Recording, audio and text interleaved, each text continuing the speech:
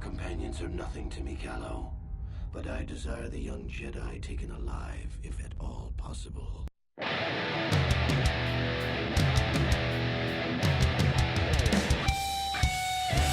Hello Fluffy Tails, I'm the Series Squirrel and welcome back to Knights of the Old Republic.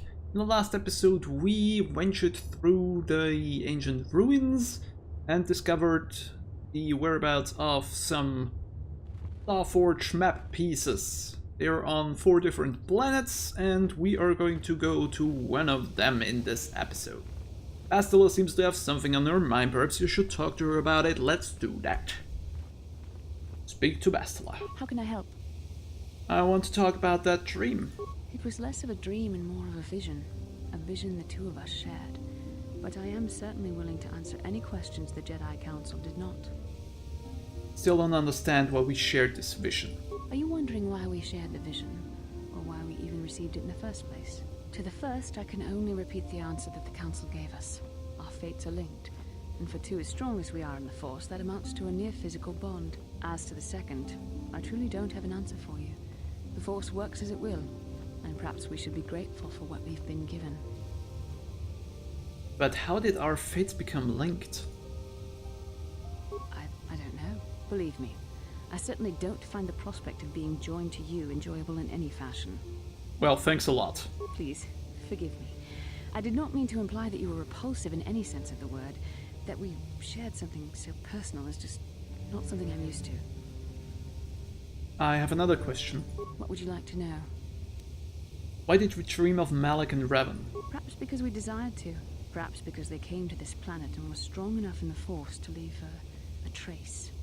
What do you mean by a trace? They did something important here. Of that, I am certain.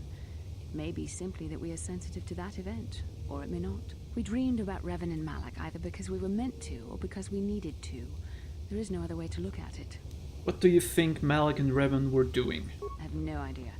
It was obviously important, however. That is why we must investigate this further. Do you think we will receive more of these visions? With luck, we will. I would rather not rely on such visions to guide us. But when we have so little else to go on, and the galaxy hangs in the balance... That's all I wanted to know. As you wish. You really should return our thoughts to business anyway. Yes, we should, and we should finally check out the Ebon Hawk. Because we were not inside at all. Alright, let's take a little tour, find out what is actually going on in here. Looks a lot like the Millennium Falcon, if I'm honest. Let's start the mission, shall we? Hey there, what can I do for you? I need you to make me a security spike. No problem. Just so happens I've got one here I've been working on. Here you go. I'll just add it to our inventory. Anything else you need? I want to talk to you about your brother. Don't worry. I won't let the search for Griff get in the way of what we're doing. Let's just get back to the task at hand. Is there anything else I can help you with? Nothing, never mind. Okay, have it your way. I will have it my way. Why were items removed and not added? I wanted to have the spike, not it being removed. Oh well. Let's talk to Canderous. We haven't talked to him a lot, so maybe it's time. Yeah, what do you want? Was wondering if you had any interesting stories. You want to hear tales of my exploits? Of the wars I've seen and fought, the enemies I've seen die by my hand? Sure, I'll humor you. My name's Canderous, of the Mandalorian clan Ordo. I've been fighting across the galaxy for 40 of your years. For my people, it is the honor and glory of battle that rules us. It's through combat that we prove our worth, gain renown, and make our fortunes. Is that why you work as a mercenary? Times have changed now. The Mandalore clans have been scattered across the Outer Rim. The Republic is in decline, and the Sith Empire rises to take its place. The clans as they were aren't a threat, but the galaxy still fears us. People think we war out of spite or bloodlust. They don't understand, and fear that. We only wanted the challenge of the battle, and glory from it, win or lose. And we lost. But now I have no real challenges. Crushing Davik's enemies and the pathetic gangs in the lower city of Taris could not be considered the most glorious of tasks. When I think of the battles I fought, The thousands I've killed, the worlds I've burned. I weep for my past. We will never again speak of this. We've got work to do, so let's get to it. Alright. Seems like he's a little butthurt. And I don't like him. That may be just me. Because I'm on the light side of the force. And he's kind of dark character. Supplies. Here's store of emergency food and supplies. Alright. Metal box. There's something in there? Nope. There's something in there? Nope. We have empties everywhere. No problem. Can you help Didn't with that? work. Nope. Okay. Well, I didn't want to have anything from the Ebon Hawk anyway. Looks like there is nothing we can do around here at the moment. We could talk to Salvar, but then he just growls at us in Wookiee, but we can talk to Juhani. I feel I must apologize for the way I acted towards you before in the Grove. It was wrong of me. You thought the dark side had consumed you. It is nothing. I am sorry for attacking you. I am sorry for thinking you would only try to kill me.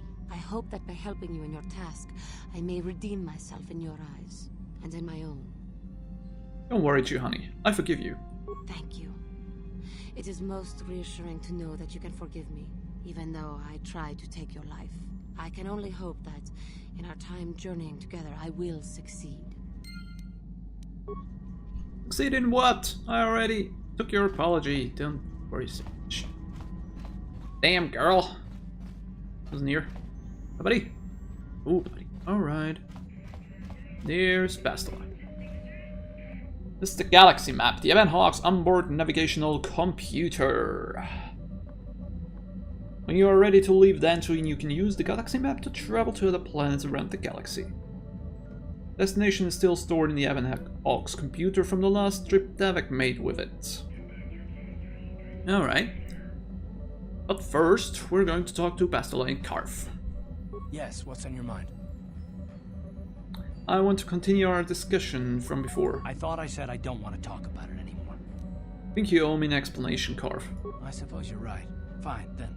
But I don't know why you're so interested, but here goes. When I think of all the men who betrayed us, the one that stands out above all of them is the one that I respected the most. Saul.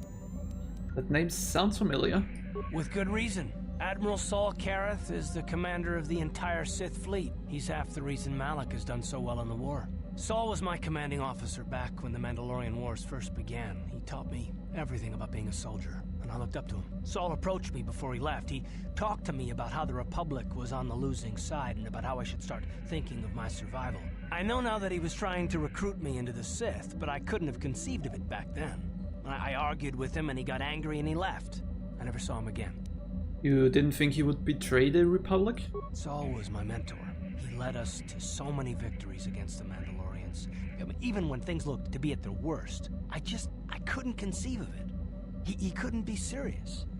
I was wrong, of course. He not only left us for the Sith, he gave them the codes to bypass our scanners. I remember waking up as the first of the Sith bombers snuck past our defenses and began destroying half of our docked ships. I knew right away what had happened. I mean, I could have stopped him. I could have stopped it all. So you blame yourself for trusting a friend. I blame Saul, not myself. I was stupid and I ignored the danger. He nearly destroyed us all. No, I fought Saul for years now, and if I ever catch up to him, he will regret what he's done. He will regret it. I do the same thing in your shoes. Well, there's more to the story, I guess. But I don't want to talk about it right now. Let's go. Alright, let me talk to Bastila, alright? How can I help? You look like something's bothering you. No, not bothering me. Not exactly. I've been thinking about what the Jedi Council said about the two of us. There is a bond between us. I do not dispute that. I can feel it, as I'm sure you can. The nature of that bond and its effect on our mission remain in question. I think you're interested in more than just a bond between us. Please. I'm a Jedi. Such feelings, such attractions are, well, they're beneath me, quite frankly. I admit I find you intriguing. I find your command of the Force intriguing, but my interest in you is purely academic. Surely you can understand why. Our fates are strongly connected. So connected that a literal bond has been forged between us. I saw your service records when you were transferred aboard the Ender Spire, but nothing beyond that. I know very little about you. I'd like to ask you some questions, given our relationship. Okay, I'll answer a few questions. Don't worry, these are simple questions. Nothing too intrusive. First, what kind of background do you have? I was a smuggler before I joined the fleet. Good. On which planet were you born? Terraria. It's in a remote system. Why? Excellent. Your current age is? Wasn't all this in my service records? Yes. Well, the truth is, I was studying how you responded to my questions. Your reactions helped me judge you. This was a test for me to learn more about your character. And what did you find out? You were honest, which is good. And you treated this as a serious matter, which it is. This bond we share will shape both our destinies. It is not to be taken lightly. But I imagine you've had enough questions for a while. So many things have happened to you since Taurus. It's probably a lot for you to absorb. We can speak again later, after you've had time to think about all this. Holy shit, woman, you're intrusive. Alright, well, let's choose where we are going next. What's our destinations? Kashyyyk, Manan, Antoine, we are there. Yavin. Didn't think Yavin would be a thing, given the fact that we don't have a mission to go there. Korban. You know what? Let's go to Yavin before we start our search for the Starforge. Let's travel there.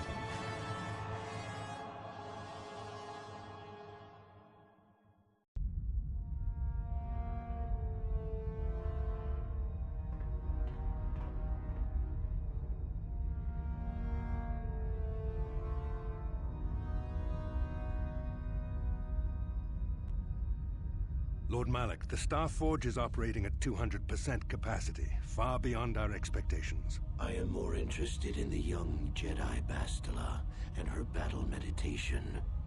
Have you learned how she escaped the destruction of Taris? She was aided by Karth Onasi, a decorated war hero of the Republic and a legendary soldier. During the Mandalore Wars, he was honored many times for his bravery. You know this man? Yes, Lord Malak. He served under me when I still followed the Republic. You could say I was his mentor. Interesting. How did you acquire this information, Admiral? An eyewitness, Lord Malak. Calo Nord, a bounty hunter, was there when Bastila and Karth escaped the planet. Apparently, they left him for dead. A Jedi and a war hero. It's a wonder you survived the encounter. I am hard to kill, Lord Malak. Calo has agreed to help us capture the young Bastila for a very hefty fee, of course. But I assure you he is well worth the price. His reputation as a bounty hunter is well earned. Her companions are nothing to me, Calo. But I desire the young Jedi taken alive, if at all possible. Lord Malak, forgive me. There is something else. May we have a private audience away from the ears of the common soldiers? I trust you are not wasting my time, Admiral Kareth. I promise you will be very interested in what Calo has to tell you about Bastila's other companions, Lord Malak.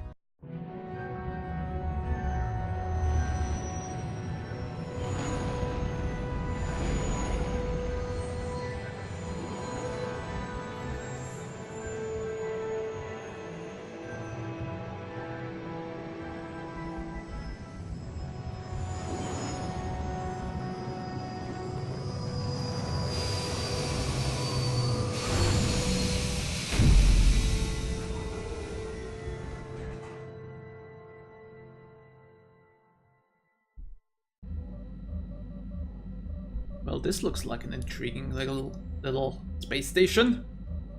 And we just met Saul in person. I mean, we met him before, but we didn't know he was Karth's mentor.